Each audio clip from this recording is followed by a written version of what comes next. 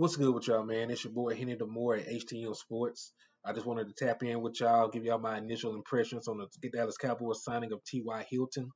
So they did give him a fully guaranteed $600,000 contract for the remainder of the 2020 NFL season.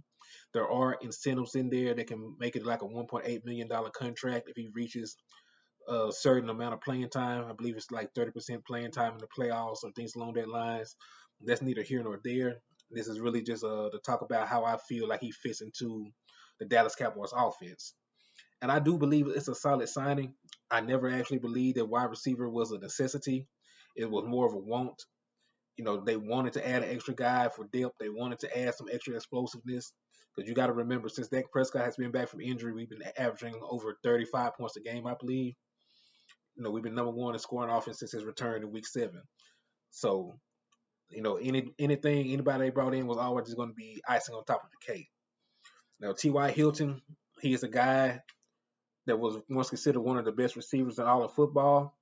He has career numbers. He has 631 career receptions, 9,691 receiving yards in his career, 53 touchdowns, a return touchdown.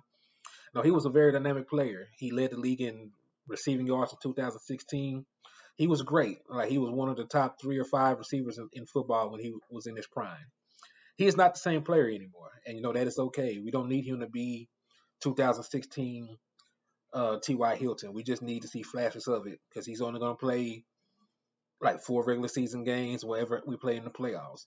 We just need a veteran guy that can come in, give us some versatility, give us some leadership in the locker room, and things along those lines.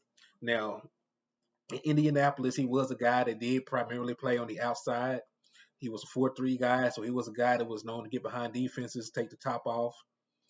I believe like the most he's ever played in the slot was like a 24% snap snap count share.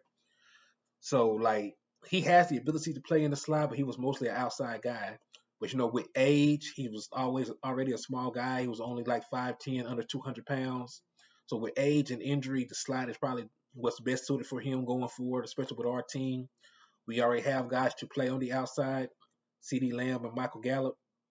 But adding him into the mix, you know, against a third corner, you got to like that. So I'm not saying that we should go in and alter our offense in any way, shape, or form to suit around T.Y. Hilton, but adding him in, he would be a upgrade over James Washington, who did play this last game, but was not good at all. His one target was a horrendous drop. So I think they saw enough of that. He did rehab for free the entire season just to come in and play bad. So I think that was all the Cowboys had to see to bring in another guy. And this was a gentleman we were talking to in the offseason. We already had our eyes on T.Y. Hilton for quite some time, so I'm not really surprised that this signing happened. But going forward, what I would like to see the same formula we've been using: run the ball, you know, uh, take our shots with play action.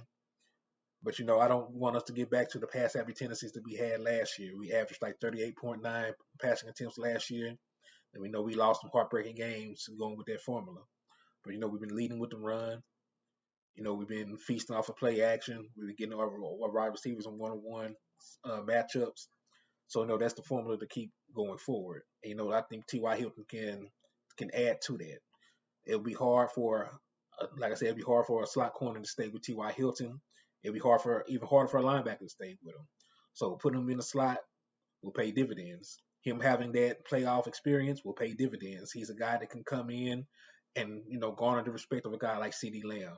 He's a guy that can garner the respect of a gentleman like Michael Gallup. Because T.Y. Hilton he is a former 4-time Pro Bowler. He is a guy that led the league in receiving at one point. So I like it from that standpoint. But we already know what our bread and butter is. So hey, it's Henny Demore. Just tapping in with y'all. Y'all have a good one.